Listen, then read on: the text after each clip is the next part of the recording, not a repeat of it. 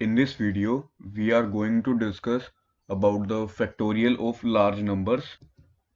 So let's discuss what is factorial. Factorial of a non-negative integer is the multiplication of all the smaller integers less than or equal to n.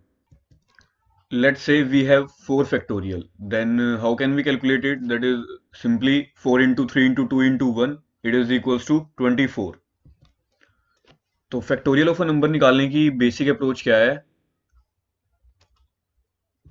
हम simply iterate करते जाएंगे n to n minus 1, then n minus 2, then n minus 3, so on up to 1 and multiply करवाते जाएंगे numbers को और simply उसको result variable में store करवा लेंगे।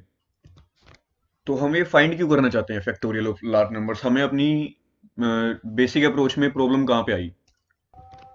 जो हमारा रिजल्ट है हम उसको मैक्सिमम स्टोर करवा सकते हैं लॉन्ग लॉन्ग इंट तक, दैट इज 10⁻18 तक। लेकिन हमें स्टोर कराना है, लेट से हमें 100 फैक्टोरियल को स्टोर करवाना है, उसके अंदर टोटल 158 डिजिट्स होती हैं। तो फिर लेकिन जो हमारा लॉन्ग लॉन्ग इंट है वो स्टोर कर पाएगा 10⁻18 नंबर तक, अप्रोक्सीमेटली 18 डिजिट्स तक। तो फिर हम 158 डिजिट्स को स्टोर कहाँ पे करवाएंगे? तो इसके लिए हमें जरूरत पड़ती है फैक्टोरियल ऑफ लार्ज नंबर की। इसकी अप्रोच बहुत सिंपल है। हम इसमें स्कूल लेवल मैथमेटिक्स का यूज करेंगे। तो स्कूल लेवल मैथमेटिक्स क्या होती है? लेट सपोज हमारे पास एक नंबर है 24। हमें मल्टीप्लाई करना है इसको 5 के साथ। 24 मल्टीप्लाई 5। तो हम इसमें कैसे मल्टीप्लाई करते हैं? 5 4 जा 20, कैरी 2, यहाँ 0, और 5 2 जा 10, 10 प्लस 2 12, दिस इज 120। तो हम इसी अप्रोच को फॉलो करने वाले हैं और हम हमारे रिजल्ट की हर एक डिजिट को स्टोर करवाते जाएंगे एक एरे के अंदर। तो सबसे पहले हमने एक एरे बना लिया, रिजल्ट एरे। तो उसके बाद क्या करेंगे? हम इसका जो रिजल्ट एट 0th इंडेक्स है उस पर हम 1 स्टोर करवा लेंगे। 1 स्टोर करा लिया हमने यहाँ पे, और इनिशियली हम डिक्लेयर कर लेंगे रिजल्ट साइज को भी एज 1। इसके बाद हम आइटरेट करते जाएंगे from i to 2 to n। उसके अंदर हम अपना मल्टीप्लाई फंक्शन कॉल करेंगे। मल्टीप्लाई फंक्शन कैसे वर्क करेगा वो मैं आगे बताता हूं। तो रिजल्ट एट इंडेक्स 0 पे हमारा स्टोर है 1। सो फर्स्ट हमने 2 के लिए रन किया इसको। तो रिजल्ट एट 0 इंडेक्स पे जो भी होगा उसको हम 2 से मल्टीप्लाई कर देंगे, मल्टीप्लाई बाय 2। तो फिर हम क्या करेंगे? रिजल्ट एट 0th इंडेक्स पे हमने स्टोर करवा लिया 2। उसके बाद हम 3 के लिए रन करेंगे, 2 इंटू 3। उसके बाद ये हमारा बन जाएगा 6। स्टिल हमारे रिजल्ट की जो लेंथ है वो है 1। सिर्फ सिंगल सिंगल डिजिट्स हमें स्टोर करनी है हमारे एरे के अंदर। तो हमें फर्स्ट डिजिट पे यही डालना है। तो यहाँ पे पहले काट के आया हमारा, जब हमने 2 के लिए चलाई तो आ गया था 2। उसके बाद हमने 2 के लिए काट के चलाई तो यहाँ पे आ गया था 6। 6 है, ठीक है। तो यहाँ पे आ गया 6। अब जैसे ही हम इसको 4 के लिए रन करेंगे तो रिजल्ट एट 0 पे हमारा स्टोर है 6। 6 इंटू 4, तो ये बन गया हमारा 24। लेकिन हमें पता है कि हमें स्टोर करवाना है हर एक प्लेस पे, एरे के अंदर हर एक इंडेक्स पे हमें स्टोर करानी है सिंगल सिंगल डिजिट। तो लेकिन ये हमारी 2 डिजिट्स, तो हम इसको कैसे प्रोसीड करेंगे?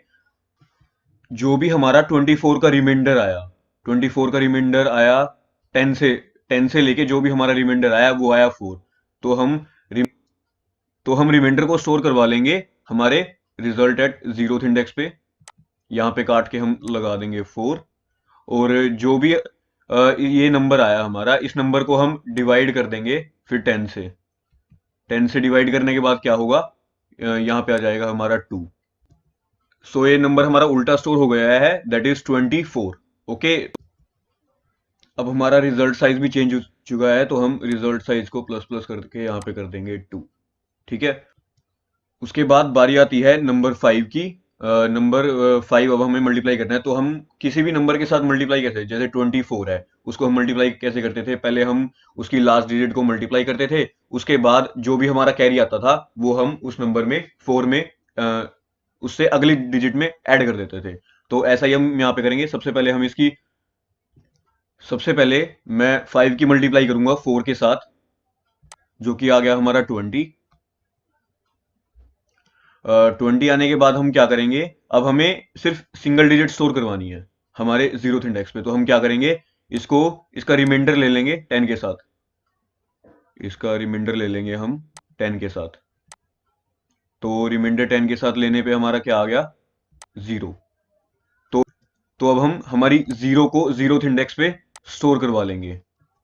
और जो भी अब हमारा 20 को डिवाइड करने के बाद 10 से जो भी हमारा आएगा उसको हम स्टोर करवा लेंगे कैरी के अंदर। क्योंकि अब हमें क्या करना पड़ेगा, अब हम इसकी 5 की मल्टीप्लाई अब हम करेंगे। ये जो 5 है, 5 फैक्टोरियल निकाल रहे हैं हम, तो 5 की मल्टीप्लाई करेंगे नेक्स्ट इंडेक्स के लिए। तो अब हम क्या करेंगे, 5 इंटू 2 10, और उसके बाद हमने जो ये कैरी निकाला है, इस कैरी को हम ऐड कर देंगे। तो 5 इंटू 2 10 प्लस 2 12। तो अब हमारा आ गया 12। अब हम क्या करेंगे, 12 का रिमाइंडर लेंगे 10 के साथ। 12 का रिमाइंडर हमारा 10 के साथ क्या आएगा, 10 के साथ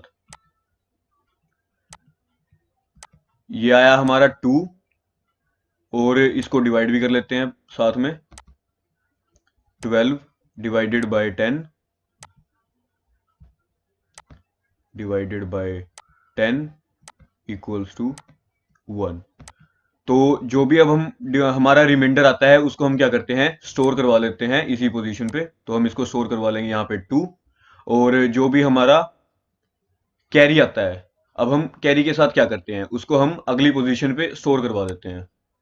और इसके बाद हम रिजल्ट को अपडेट कर देंगे हमारा 3। तो इस तरीके से हमारा फैक्टोरियल निकल चुका है।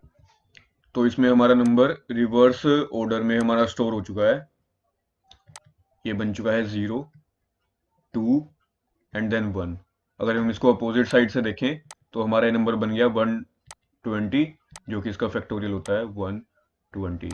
तो हम इसको अब आइटरेट कर देंगे रिवर्स डायरेक्शन में, जिससे कि हम उसको बाद हम अपना रिजल्ट प्रिंट करवा लेंगे। तो अब हम इसका एक बार कोड देख लेते हैं। कोड में राइट कर चुका हूँ इसका। तो सबसे पहले इंट मेन, तो सबसे पहले int number of test cases, कितने नंबर ऑफ टेस्ट केसेस के लिए हम इसे चलाना चाहते हैं। उसके बाद हम इनपुट ले लेंगे n, जिसका हमें फैक्टोरियल निकालना है। उसके बाद हम अपना फैक्टोरियल फंक्शन कॉल करेंगे। फैक्टोरियल फंक्शन हमने कॉल किया, उसके बाद हमने रिजल्ट ले लिया मैक्सिमम साइज का। मतलब मैक्सिमम साइज क्या है यहाँ पे, कि हमें मैक्सिमम कितनी डिजिट स्टोर करना है। तो मैंने उसको यहाँ पे डिफाइन कर दिया है, let's say max is equal to 50,000। तो उसके बाद हमने क्या किया था, इनिशियली हमने क्या किया था, इसमें रिजल्ट एट 0th इंडेक्स पे 1 स्टोर करवाया था। तो यहाँ पे वही लिखा पड़ा है, result eight 0th index is 1। और इनिशियली हमारा रिजल्ट साइज 1 था, वो भी सेम है। उसके बाद हमने एक आइटरेट किया था फ्रॉम 2 टू n, और उसके बाद हमने अपने मल्टीप्लाई फंक्शन को कॉल किया था। मल्टीप्लाई फंक्शन यहाँ पे पैरामीटर्स ले रहा है हमारे x, रिजल्ट साइज एरे और रिजल्ट साइज। और हमें इसमें हर बार अपने रिजल्ट साइज को इंक्रीज करते जाना था। तो ये हमारा रिजल्ट साइज यहाँ से मल्टीप्लाई फंक्शन हमें रिटर्न कर देगा। मल्टीप्लाई फंक्शन हमें रिटर्न करेगा रिजल्ट साइज। ओके, तो यहाँ पे हमारा मल्टीप्लाई फंक्शन है, ये रहा हमारा मल्टीप्लाई फंक्शन। तो ये पैरामीटर्स ले रहा है x, जिसके साथ हमें मल्टीप्लाई करनी है, initially 2 then 3 then 4 then 5 up to n, जिसका हमें फैक्टोरियल निकालना है। और हमारा रिजल्ट साइज एरे, जिसके अंदर हम अपनी डिजिट्स को स्टोर करते जाएंगे। और रिजल्ट साइज, ये हम रिजल्ट साइज को अपडेट करते जाएंगे। तो इनिशियली हमारा कैरी है 0, और हमें प्रोडक्ट में स्टोर करवाना है result size at index i into X. जिस नंबर के साथ हमने मल्टीप्लाई करवानी है, उस नंबर को हम स्टोर करवाएंगे। और उसके बाद हम अपने कैरी को ऐड कर देंगे।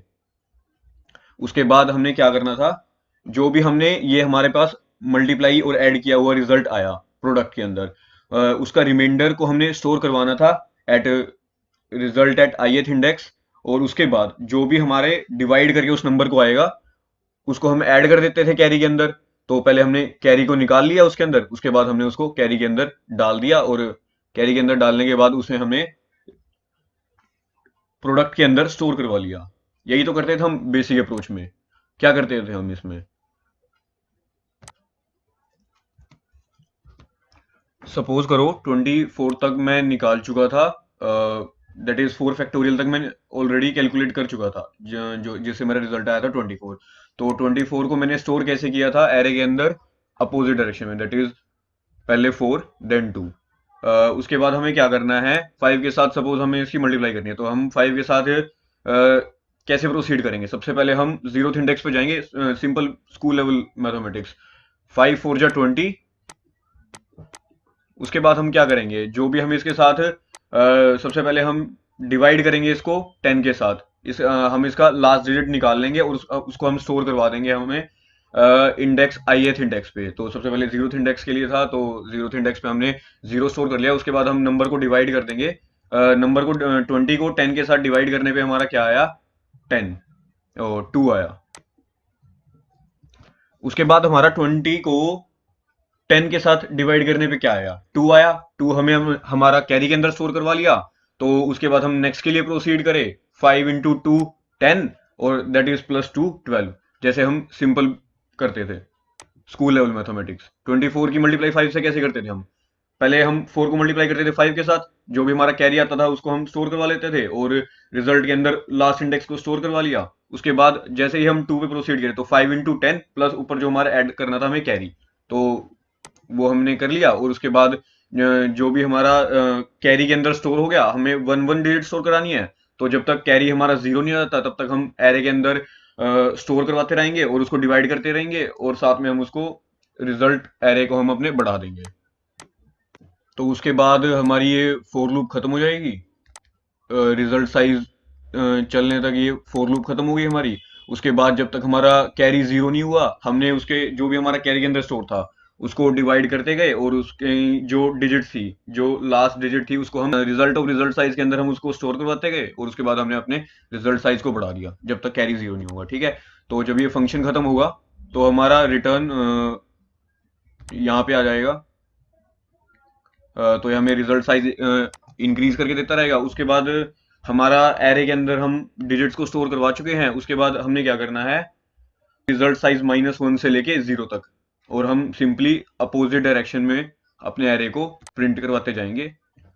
तो अब हम एक बार इस फंक्शन को रन करके देख लेते हैं। Run code.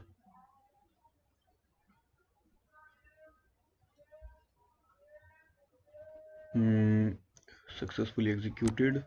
कुछ इनपुट टेस्ट केसेस डाल लेते हैं, जैसे हम 3 टेस्ट केसेस डाल रहे हैं। एक हम निकाल रहे हैं 5 फैक्टोरियल के लिए, एक हम निकाल रहे हैं हमारा 10 फैक्टोरियल के लिए, हम निकाल रहे हैं हमारा 100 फैक्टोरियल के लिए। तो रन करते हैं अब इसको। तो ये देखो कितनी बड़ी डिजिट आई है 100 फैक्टोरियल के लिए। So that's the end of the question. Thank you.